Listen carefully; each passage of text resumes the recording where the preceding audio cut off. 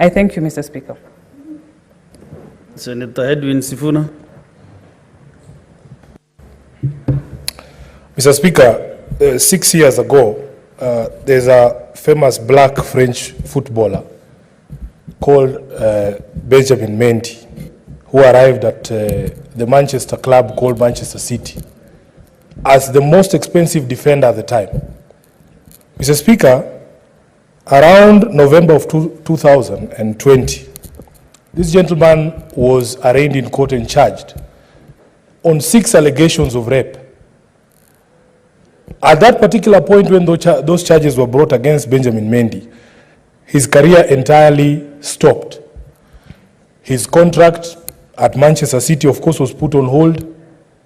His bright future as a footballer was thrown into confusion. It was only in January of this year that footballer called Mendy was cleared of those charges.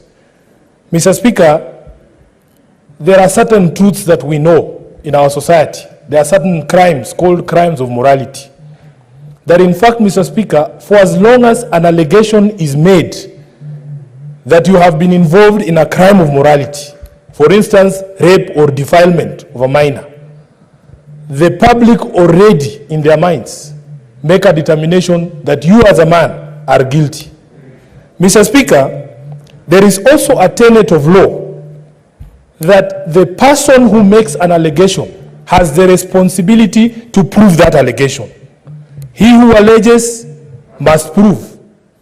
Mr. Speaker, I have seen my colleague, the nominated senator from Nairobi, trying to make comparison to some of the things that have happened on this floor, to some of the allegations that have been leveled against members of the clerkship in this house by the senator under discussion, Senator Gloria.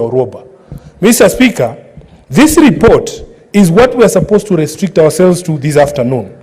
Senator Gloria made very specific allegations that have been captured in this report, Mr. Speaker, and her responsibility, her sole responsibility, because we all have responsibility for the statements that we make and the allegations that we make. The first one, and this is found on page 8 of the report by the committee, is an allegation of pursuit of sexual favors in this house. Now, as I have told you, some of these allegations, especially for crimes of morality, immediately the allegation is made, especially to a man, you are done. The society will not wait for the court case. They will not be interested in what the witnesses will come to say. In the minds of those people, you are a rapist once the allegation has been made. And that is the God honest truth.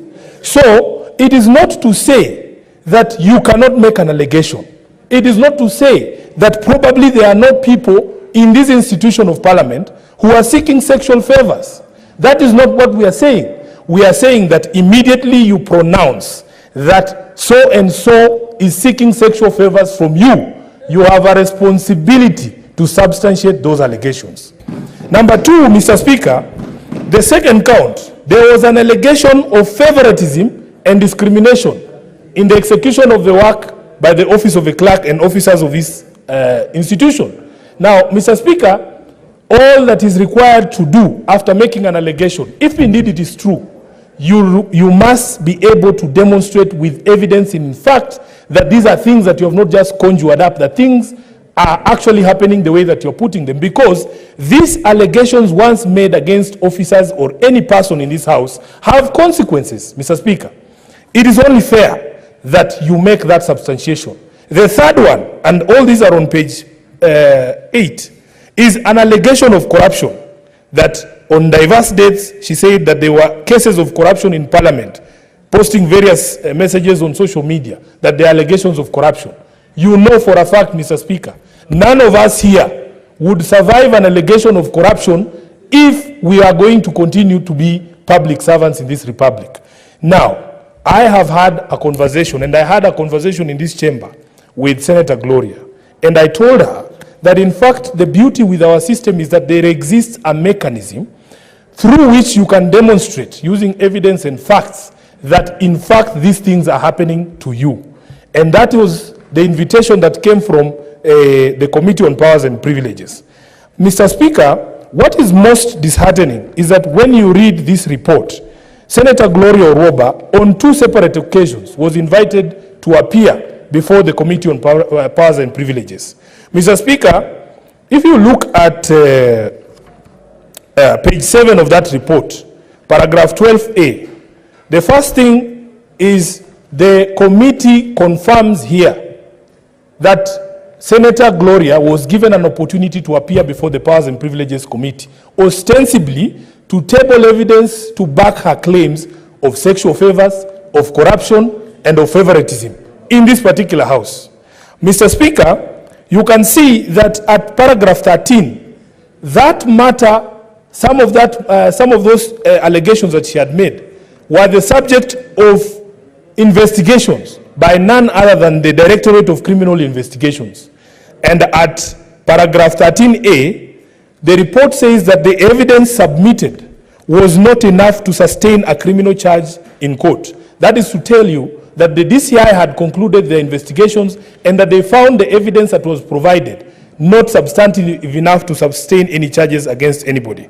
Mr. Speaker, it was also at paragraph 14, the committee says that no evidence was tendered by Senator Gloria to rebut the charges, and hence the allegations that she made remained unsubstantiated. On the day of the hearing itself, the report says that at paragraph 11 on page 6, that it had granted her an opportunity to be heard, and she refused to take that opportunity to be heard, refusing to continue with the proceedings, and the committee elected to continue to proceed and hear this matter.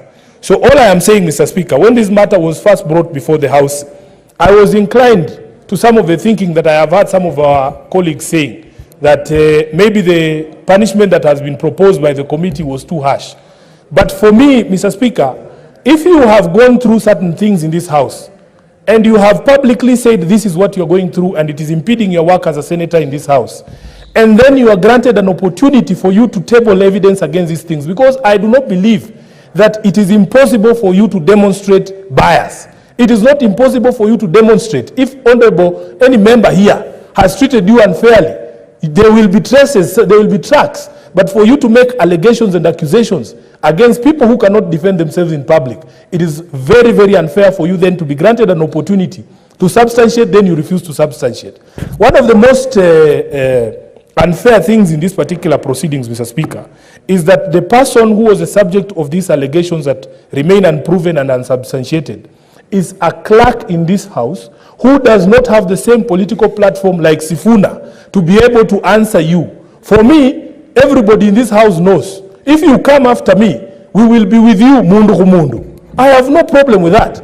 You are very free to come and attack Sifuna on any day, because I will deal with you perpendicularly, circumferentially, whatever it is.